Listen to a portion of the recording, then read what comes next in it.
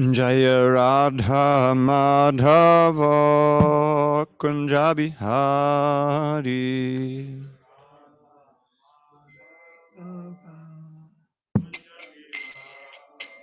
Jaya Radha Madhava Kunja Bihari.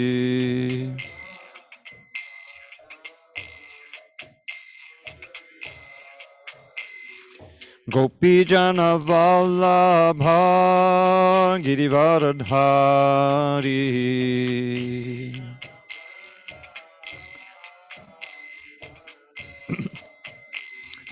Gopi Jana Vallabha Girivaradhari.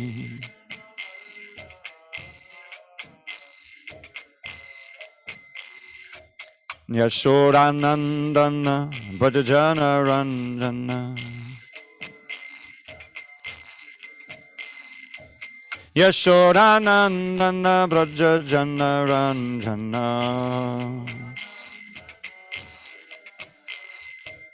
Yamunatira Vanachari. Yamunatira Vanachari. Jaya Radha Madhava Kunja Bihari.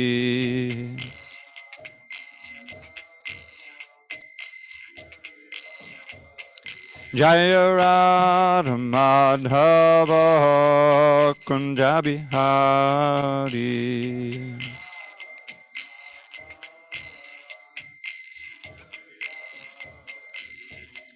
Hare Krishna, Hare Krishna, Krishna Krishna, Hare Hare, Hare Rama, Hare Rama, Rama Rama, Hare Hare. Hare Krishna, Hare Krishna, Krishna Krishna, Hare Hare, Rama Hare Rama. Hare Krishna, Krishna Krishna, Hare Hare, Hare Rama, Rama Rama, Hare Hare. Hare Krishna,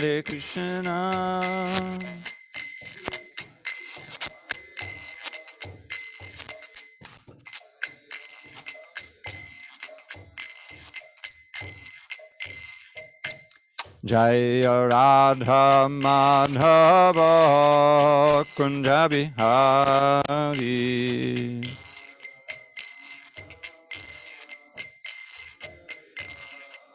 Jaya Radha Madhava Kunja Bihari.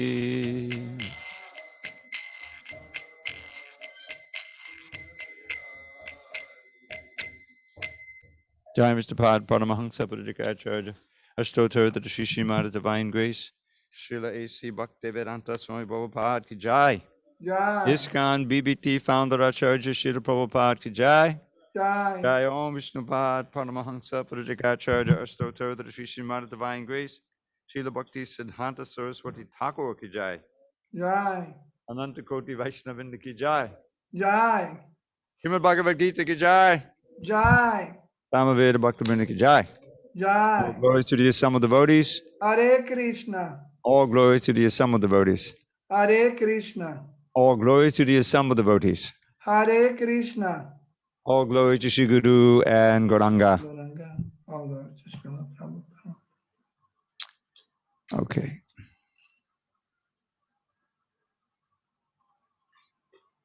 So I'd first like to thank you all for coming tonight.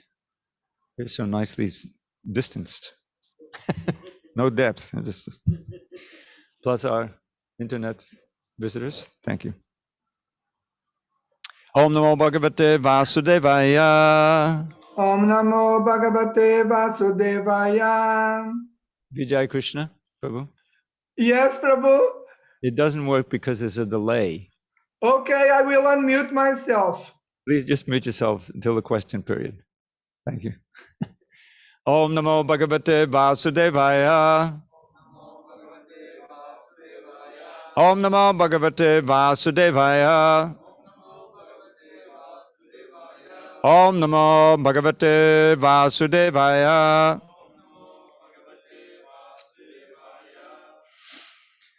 On this 18th day of May 2021 in SanDiego, we're reading from Srimad Bhagavad Gita as it is, translation and commentary by His Divine Grace, A.C. Bhaktivedanta Swami Prabhupada. And we are in chapter 11, titled The Universal Form, page 492, text 47. Is that right? Okay. Okay, thank you. Shri Bhagavan Vacha Maya Pasanena Tavarjanedam Maya Pasanena Tavarjanedam Rupam Param Darshitam Atmayogat Rupam Param Darshitam Atmayogat Tejomayam Vishwam Anantam Adyam Tejomayam Vishwam Anantam Adyam Yanme Tvaranyena Nadrishtapurvam Yanme Tvaranyena Nadrishtapurvam. Shri Bhagavan Vacha Maya Prasannena Tavarjunedam Rupam Param Darshitam Atmayogat Tejomayam Vishwamanantam Adyam Yanme Twadanyena Dadrishtapurvam. Shri Bhagavan Vacha Maya Prasannena Tamarjunedam Rupam Param Darshitam Atmayogat Tejomayam Vishwamanantam Adyam Yanme Twadanyena Nadrishtapurvam. Jai. Shri Bhagavan Vacha Maya Prasannena Tavarjunedam Rupam Param Darshitam Atmayogat Tejomayam Vishwamanantam Adyam Yanme Twadanyena Tadrishtapurvam. Shri Bhagavan Vacha Maya Prasannena Tamarjanedam Rupam Param Darshitam Atmayogat Tejomayam Vishwamanantam Adyam Yanme Twadanyena Nadrishtapurvam. Shri Bhagavan Vacha Maya Prasannena Tavarjanedam Rupam Param Darshitam Atmayogat Tejomayam Vishwamanantam Adyam Yanme Twadanyena Nadrishtapurvam. Ladies? Not yet. Okay. All right, I'll read through these word by words. Sri Bhagavan Vacha, the Supreme Personality of Godhead, said, Maya, by me, Pasannena, happily, Tava, unto you, Arjuna, O Arjun. Glenn, a little bit more. Unto you, Arjun, O Arjuna, idam, this, rupam, form, param, transcendental, darshitam, shown, atma yogat, by my internal potency, teja, mayam, full of effulgence, Vishram, the entire universe, Anantam, unlimited, Adyam, original, Yat, that which, may, my, Twat Anyena, besides you, Nadrishtapurvam, no one has previously seen. Translation. The Supreme Personality of Godhead said, "My dear Arjuna, happily have I shown you by my internal potency the supreme universal form within the material world. No one before you has ever seen this primal form, unlimited and full of glaring effulgence." Purport. Arjuna wanted to see the universal form of the Supreme Lord. So Lord Krishna, out of his mercy upon his devotee Arjuna, showed his universal form full of effulgence and opulence. This form was glaring like the sun, and its many faces were rapidly changing. Krishna showed this form just to satisfy the desire of his friend Arjuna. This form was manifested by Krishna through his internal potency, which is inconceivable by human speculation. No one had seen this universal form of the Lord before Arjuna, but because the form was shown to Arjuna, other devotees in the heavenly planets and in other planets in outer space could also see it. They had not seen it before, but because of Arjuna, they were able to see it. They were also able to see it. In other words, all the disciplic devotees of the Lord could see the universal form which was shown to Arjuna by the mercy of Krishna. Someone has commented that this form was shown to Duryodhana also when Krishna went to Duryodhana to negotiate for peace. Unfortunately, Duryodhana did not accept that peace offer. But at that time, Krishna manifested some of his universal forms. But those forms are different from this one shown to Arjuna. It is clearly said that no one had ever seen this form before. Om Jnana Timirandasya Jnanandana Shalakaya Chakshu Unmidatam Mena Tasmai Shri Gurave Namaha. I was born in the darkness of ignorance, but my spiritual master Srila Prabhupada opened my eyes with the torchlight of knowledge. I offer my humble obeisances unto him and to all members of Sri Parampara. So I'm going to spend a few minutes just discussing this first part of this verse, the very first words, which are Sri Bhagavan Vacha. When this comes up in the second chapter, when Krishna first starts speaking, Prabhupada spends a good part of the purport explaining what the significance of that phrase and that word Bhagavan. So just since some of you are fairly new,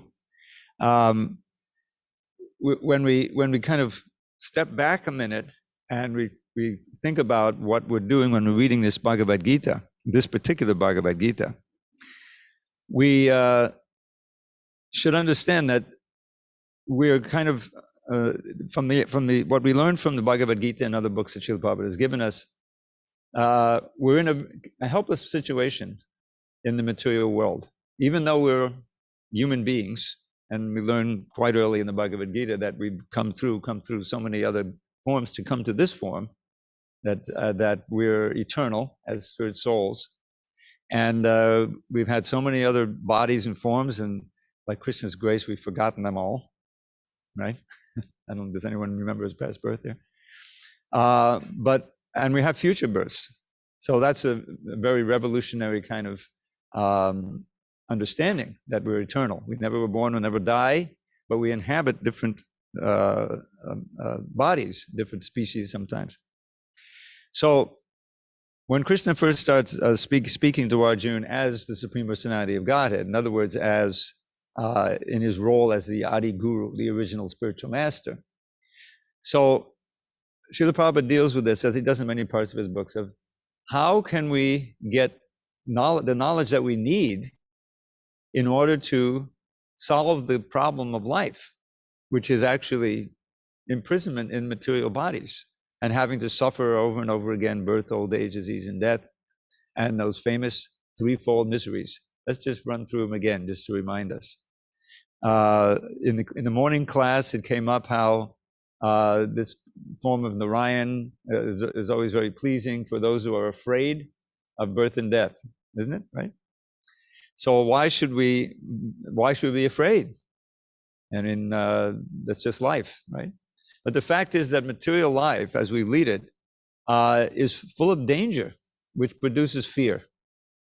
Because being eternal living beings, we have an innate desire to live eternally. But we're, at every moment of our lives, we're faced with the end of it, or at least a great trauma that will change it tremendously. and cause tremendous suffering. We see it all over the place. So it's a very fearful situation. But most people lead their lives and they go from one thing to another to help them forget the actual nature of their life.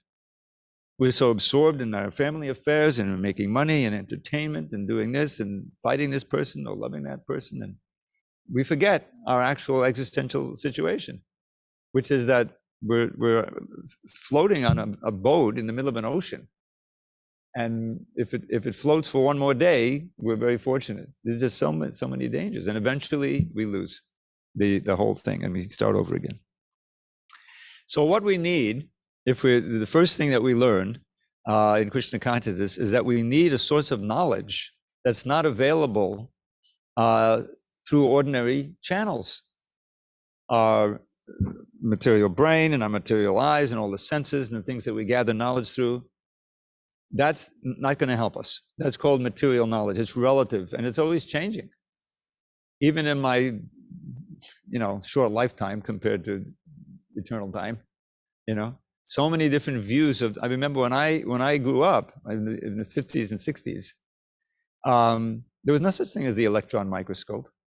They had somehow figured out that there were three particles in there. There was the neutron and the electron and the proton, and that was it in the atom, And the neutron was in the middle, and I think the protons and the electrons were going around, right? Do you remember that?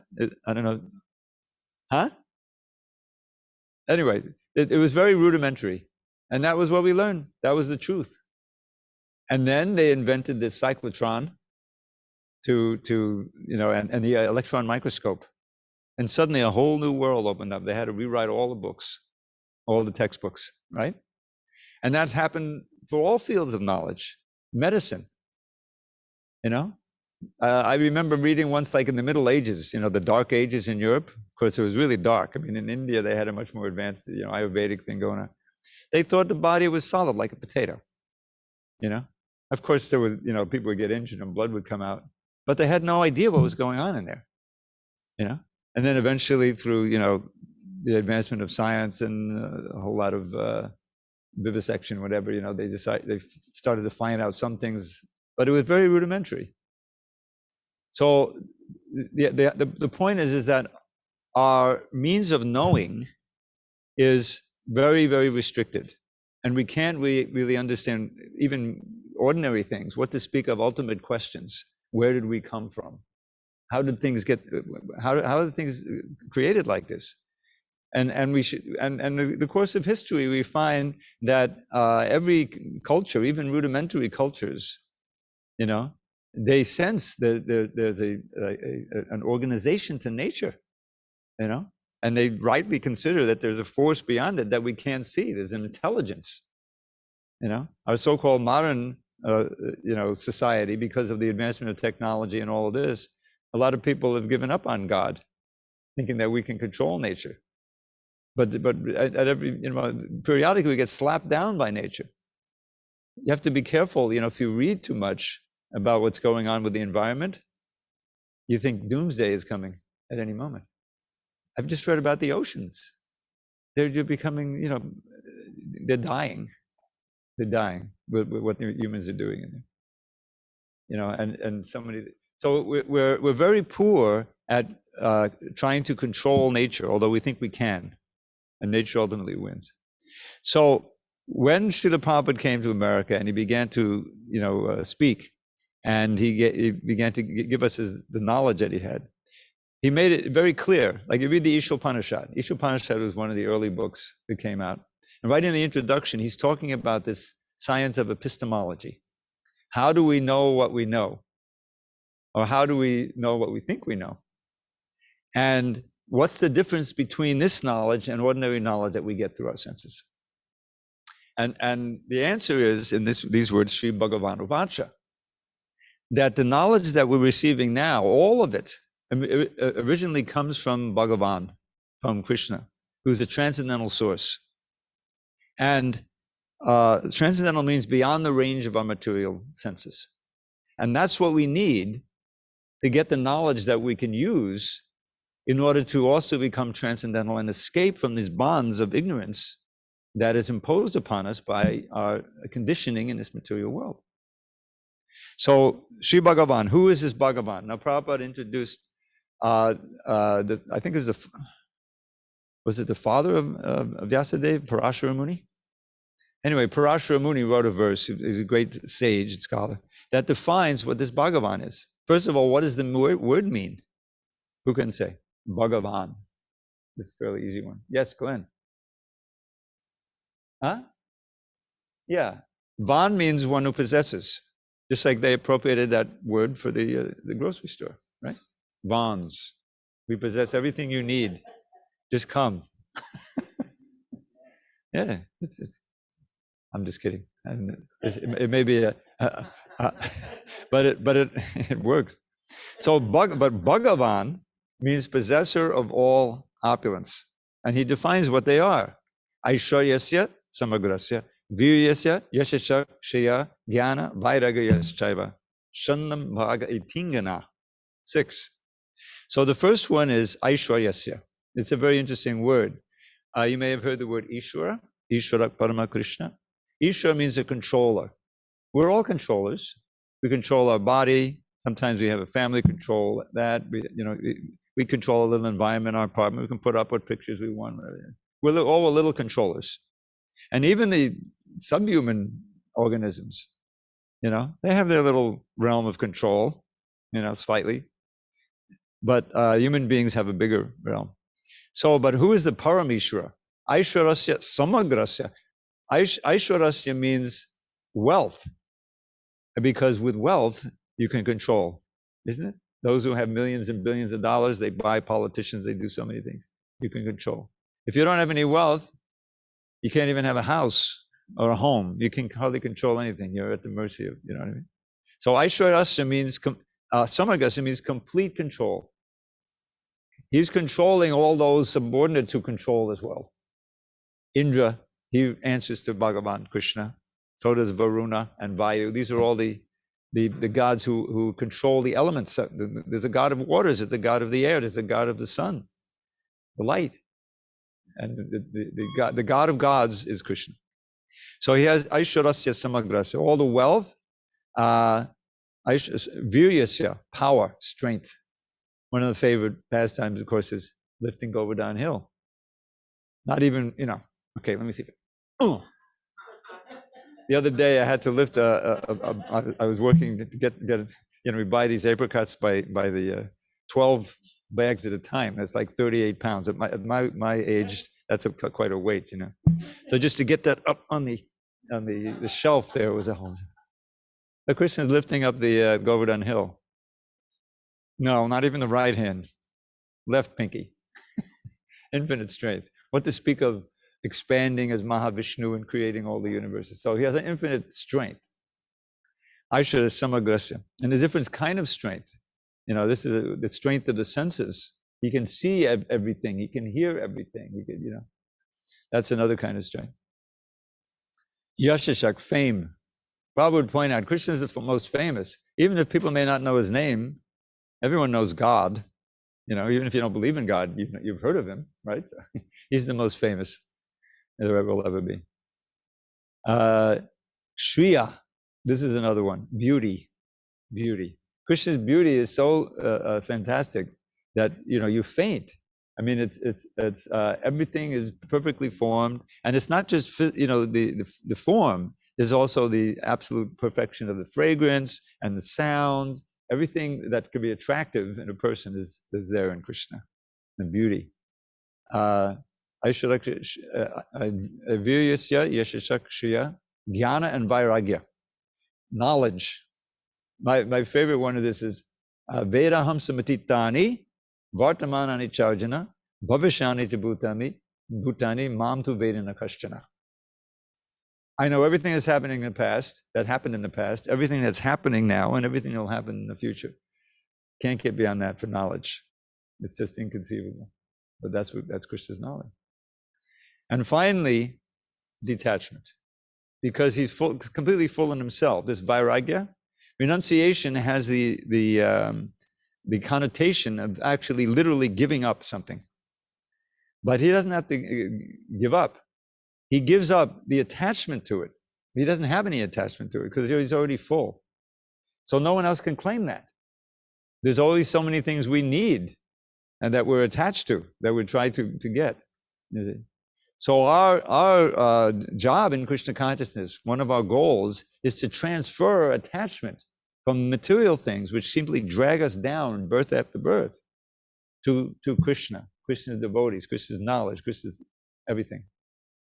And that's what bhakti is all about, is purifying the heart from all of these, no, he's got it here. From our attachment. They're compared to ropes or knots that bind our consciousness to this world, birth after birth. So the Sri Bhagavan Vacha, when we hear Bhagavan Vacha here, now the channel has to be pure. In other words, Prabhupada is pure devotee of Krishna. He's not out to try to exploit or try to distort in any way. And that's why the famous title of the book, Bhagavad Gita as it is, because the book is famous all over the world. You may not know that in America, in the 19th century, there was some writers called the Transcendentalists. Emerson was one, I think Thoreau, who became familiar with some writings of the East, especially Bhagavad Gita. In fact, I think on the back is never a quote from Thoreau, one of these guys. What does it say here? Henry David Thoreau. In the morning, I bathe my intellect in the stupendous and cosmogonal philosophy of the Bhagavad Gita, in comparison with which our modern world and its literature seem puny and trivial. Well, they got that right. I'm sorry? Oh, yeah, there's Emerson. Yeah. So, the Prabhupada would point out the Bhagavad Gita has many translations in English, but do they really understand what it is?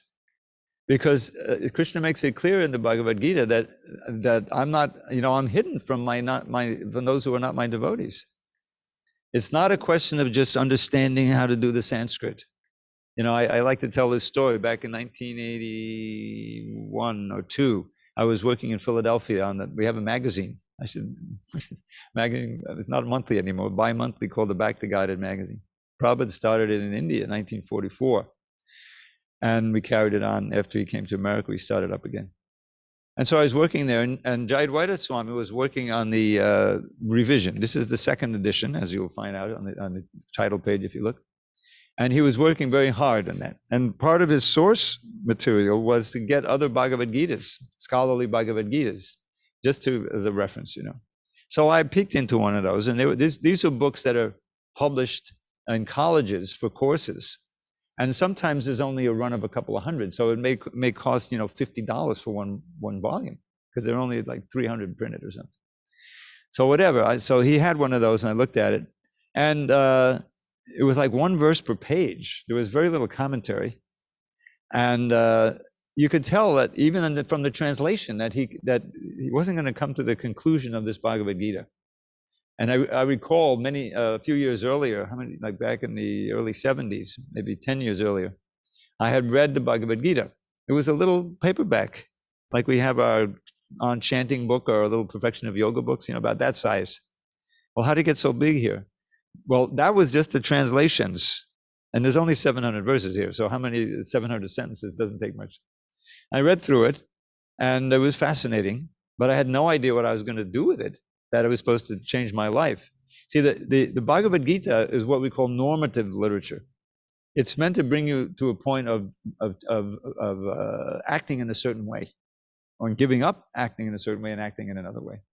I mean, that's dramatically shown in the plot of the Bhagavad Gita itself. Arjuna was not acting according to Krishna's desire. And then at the end, he said, Karashe vachanam tava, I will do as you say. He was changed by the mercy, he says, by Krishna's mercy. So, but it wasn't even a whiff of an idea that a modern reader reading an English translation of the Gita with no explanation would then change his life. It was just a series of interesting things. Oh, there's some jnana yoga and karma yoga, whatever that is. In other words, it was a mystery. It was nothing. So Prabhupada wanted to present the Bhagavad Gita, very eager to do that when he first came, and he didn't have the facility right away. And eventually he was able to present it in this exhaustive form with all the purports. What does it mean for us? What are we supposed to do with this Bhagavad Gita? And so we're very fortunate to have this, and this book has been translated into probably 60, 70 languages, distributed by hundreds of millions, really, over the last 50 years. And so here we are now, Sri Bhagavan, Krishna is speaking, and he's the whole scene has changed. Krishna is now speaking as Krishna, his forearms, and then he will go to two arms. Happily have I shown you this by my internal potency, the supreme universal form within the material world. No one before you has ever seen this primal form, unlimited and full of glaring effulgence. So this chapter is meant to give us a sense of awe and reverence, that this is what we're dealing with here. That Krishna has revealed to Arjuna and also to us through the pages of the Bhagavad Gita, the glory and the power and the awesome, in its true sense of the word, glory of God, and that he's not something remote. He's something very intimate to us, and we're meant to not be completely paralyzed by this, because he will show the two-hand form, and it's really a very personal thing, because Krishna is infinitely great, all-pervading, knows past, present, future, but at the same time, he has and is interested in each one of us as a person. This is the thing, is that this is the real glory of God. He's infinitely great and wonderful and just jaw-droppingly, spectacular. But at the same time, he has an intimate, loving relationship with each one of us that we are now ignorant of, and that he is very happy and eager to have us rediscover through the process of bhakti. And that's really what the message of Gita, and this chapter embodied both. You remember Arjuna said, "Oh, my dear Lord, please forgive me. We were lying on the same bed and I was joking with you and I dealt with you in a very intimate way." But actually, that's what Krishna is most interested in. Not in receiving, these fearful prayers, and remote. He doesn't want the remote. He wants the intimate relation. And that's the whole meaning of the Gaudiya Vaishnava, to bring us to this point of reawakening our original, unchangeable swarup. Swarup Siddhi means our actual form. There's many people in India, they take moksha to be the goal of life, to be freed from the bounds of birth, death, old age, and disease. But that's not really the goal. That's a byproduct of achieving the real goal of life. Now it can serve as an impetus for taking a bhakti, but if you get too stuck up on moksha, that's liberation. But notice it's a negative thing. Just like we won liberation in America back in 1776. Was that the end of it? that enabled Americans to do the whole thing and that they wanted to do in America. I'm not going to say it's right or wrong, but they were free of the British yoke, right? So liberation is not the goal. Liberation is something that can be a preliminary goal to get you on the spiritual path and keep you on it. But quickly, as a bhakta, we're meant to be much more interested in rediscovering and tasting our original relationship with God, which never ends. Every relationship here in the material world ends. It comes to an end, and therefore it's all tragic. All living entities, so busy with their life in this world, human beings and other beings, it's all a big mistake. It's a huge dream that we can be happy and secure on the material plane, but not to despair, because there's another plane. We just have to get onto that transcendental plane, and that's what Krishna consciousness does. So back to the verse at hand. Prasanna. This is a very nice word. This comes up later in the Bhagavad Gita. Brahmabhuta prasannatma. The prasanna means very joyfully, happily. Happily have I shown you this by my internal potency. Now this whole idea, there's a whole subject matter of Krishna's potencies. I've just been reading the Chaitanya Charitamrita where Lord Chaitanya is converting Sarvabhauma Bhattacharya, who is a Mayavadi, to be a bhakta. And in the end, he'll become one of the greatest bhaktas.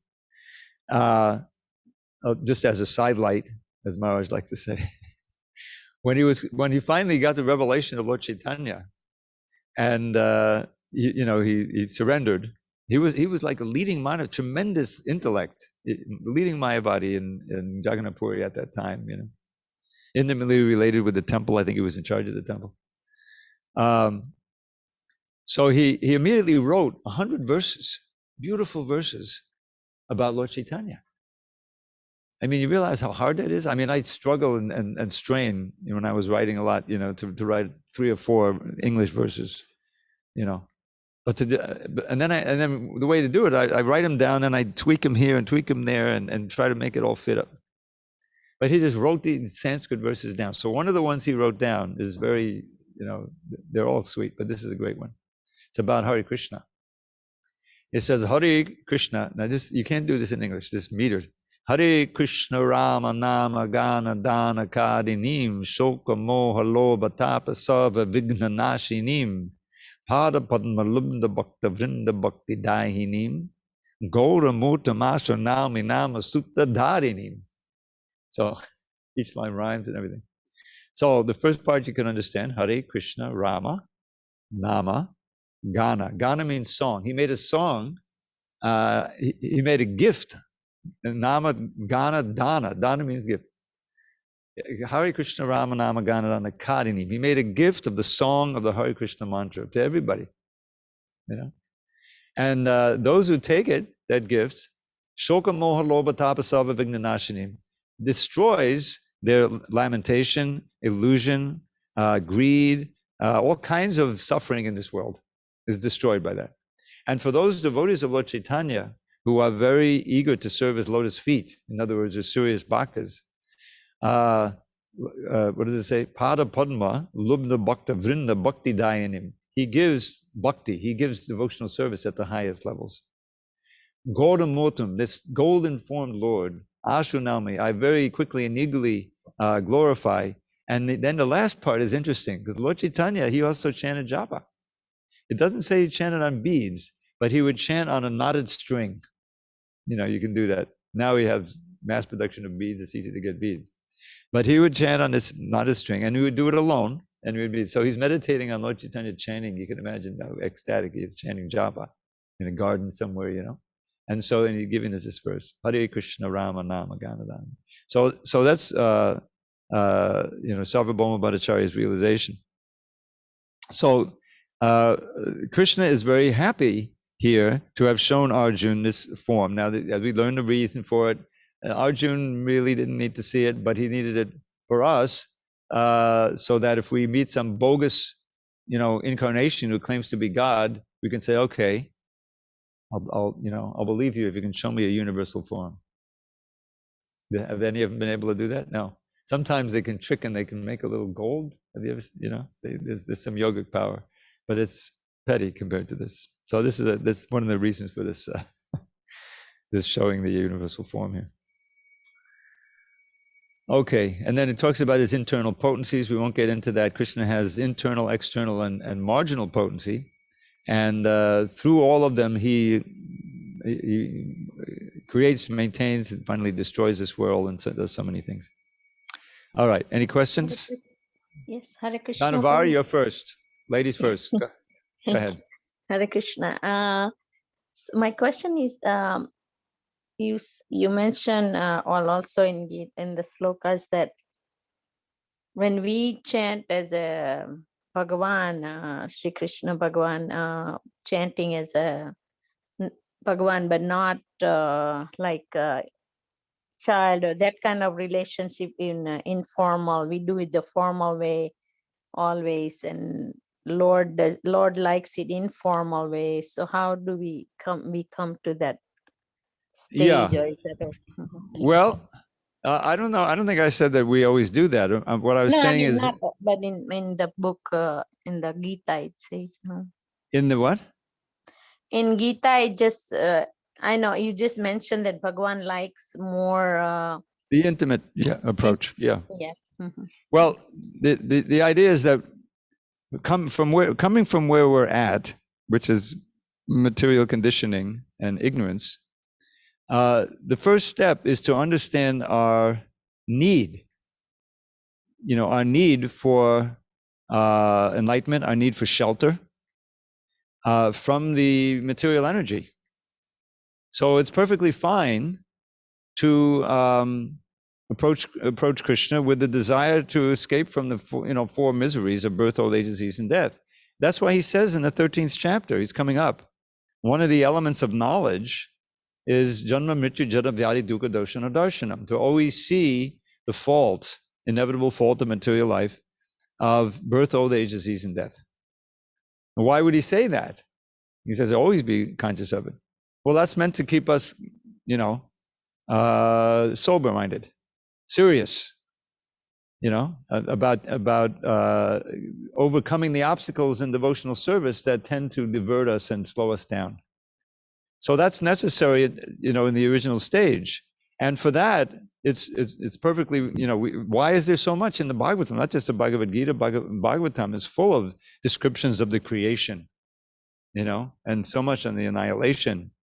And there's a lot about how this material world comes about to be and what our position is in the 5th canto, the forest of enjoyment, so-called enjoyment, describing the miseries.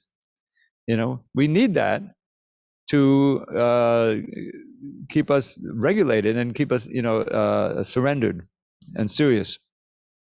But at a certain point, and it's not like, okay, I'm worshiping this way now. Now I'm finally ready to read Krishna book.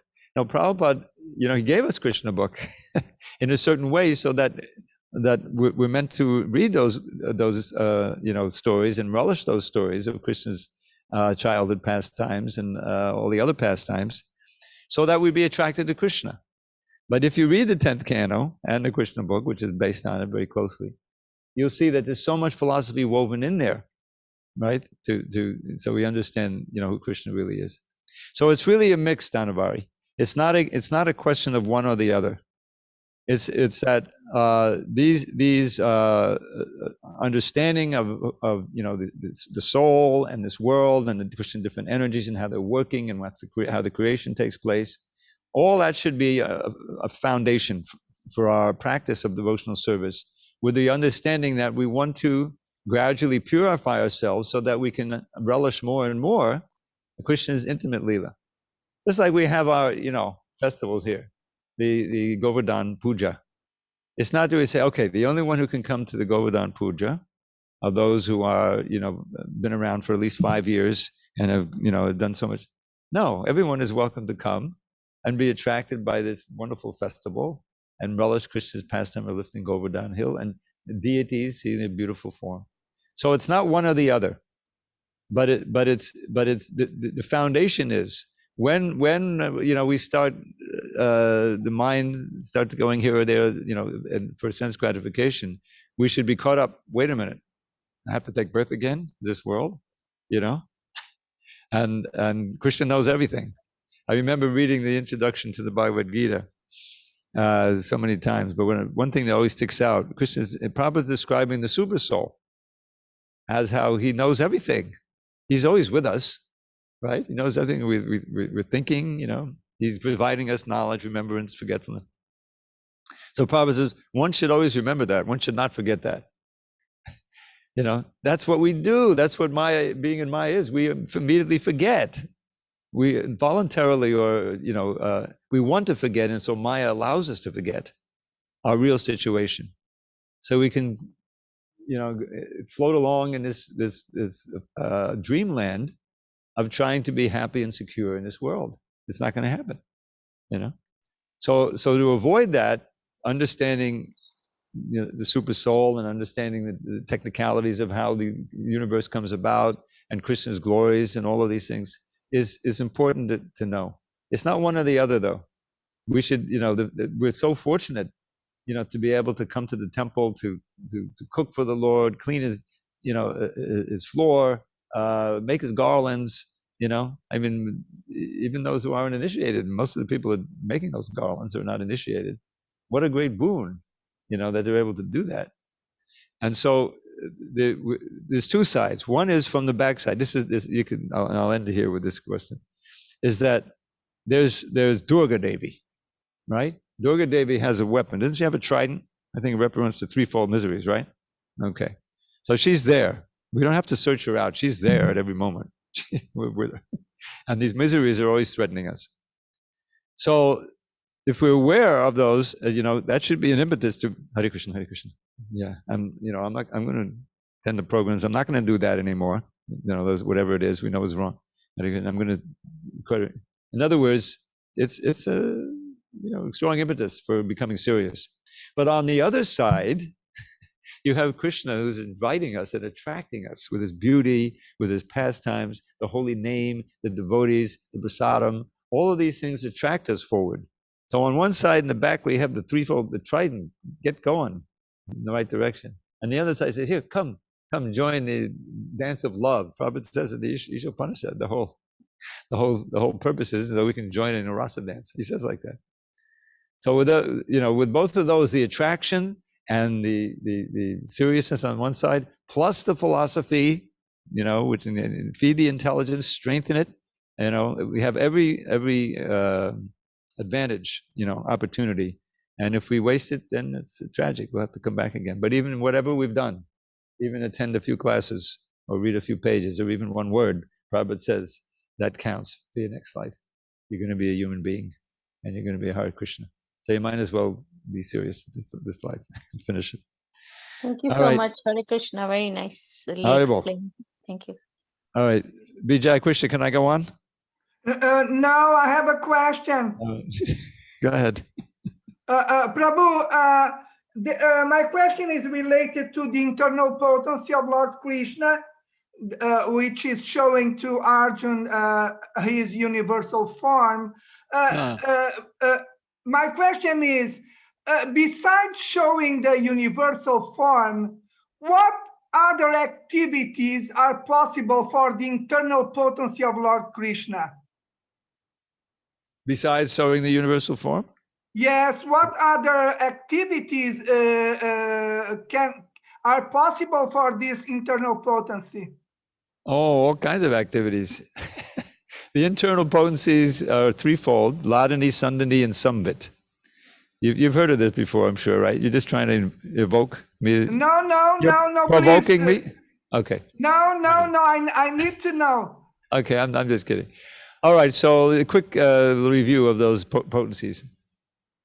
So the internal potencies manifest all of the things in the spiritual world, and the activities and the pastimes and everything else that's going on in the spiritual world. This world is a reflection. This world is kind of a imitation, right, of the real world. It's like a dream world here. Nothing is permanent. What does it say right at the beginning of Gita? Na sato vijate bhavo, na bhavo vijate sataha. Na asato vijate bhava. For the asat, there's really no existence. This is the asat. Asat means that which is constantly changing. Is it changing? Haven't we changed even from yesterday? Yeah. You add them all up and you get old like me. I mean, it's constantly changing. So it's asat. It's like a dream world. The spiritual world is not changing. There's no passing away of even a moment. There's no past, there's no future, there's just the eternal present, with endless varieties of pastimes. So the Ladani Shakti, the Sandani Shakti manifests under Balaram's control. The things of the spiritual, even the bodies, they're all sustained by that, and the land and the water and all of these different things. Sambit is a knowledge potency. And that, illuminates all that is understood about the Krishna's Leela and all of these different things. And Ladani Shakti, personified by Radharani, is love for God personified. Radharani is prema personified. Radha, Krishna, Pranaya Vikritir. She's a transformation of love of Krishna.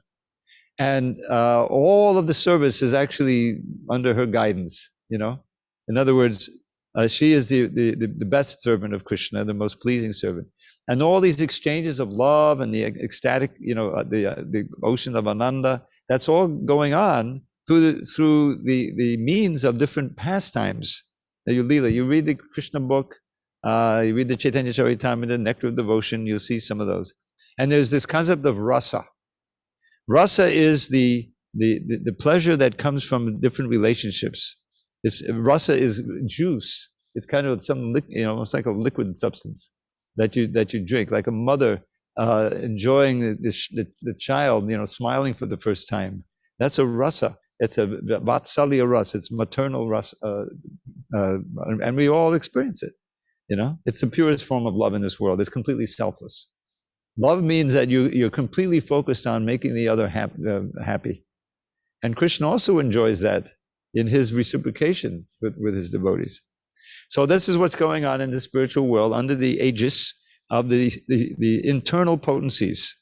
Those three potencies, and they have some sub-potencies also, they are conducting the entire spiritual world. And then he has the marginal potency, which is us. We're also spiritual, we're consciousness. But we can go either way. We can be influenced by the material side, which we have been for a long time, or we can be completely within the spiritual side. That's why we're marginal. And then there's the material potencies, which we learn about in the Bhagavad Gita 7th chapter, which conduct this material world. But they're temporary. They manifest, they're internal, eternal, but they're sometimes manifest, sometimes not. Manifest simply means visible, But sometimes this whole material world breaks up into its components and merge back into the body of Mahavishnu, and nothing goes on his in-breath, And then on his out-breath, which lasts the lifetime of Brahma, 311 trillion, 40 billion years, you can imagine, as Prabhupada said, the caliber of this Mahavishnu. So we've been through so many of those suspended animations. We're sleeping, dreamless sleep for so long. And then we come out again and start again and do our thing. All under the control of Krishna's external energies, which are moving, in a tremendous complex way.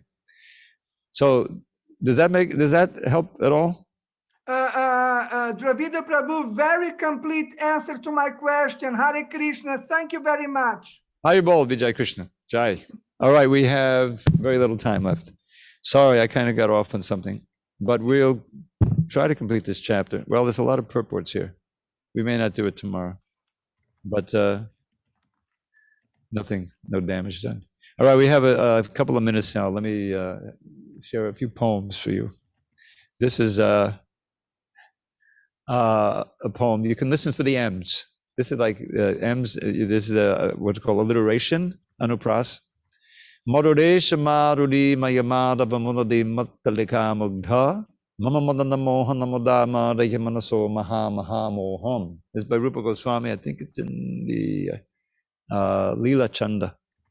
He says, O Master of Mathura, lovely Lord of Goddess Shri, who plays such maddening melodies upon your Murali. O Cupid's charmer, please redeem a life till now misspent by joyfully destroying my extreme bewilderment. So this is, it's a wonderful little prayer. And it's teaching us what to pray for. Nothing material. We're praying like Queen Kunti prays. She's such a wonderful devotee.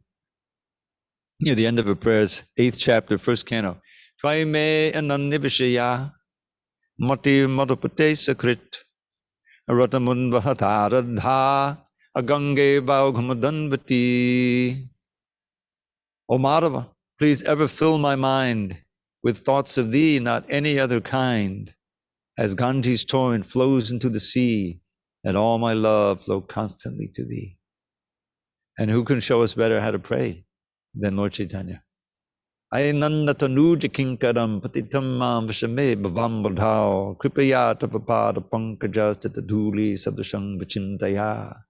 Your servant for eternity, I lost my true identity and fell into this horrid sea of birth and death, O Lord. O Nanda's son, please hear my plea. By your sweet grace, consider me a speck of dust upon your lotus feet forevermore. All glories to Srila Prabhupada. Hari Hari Bol.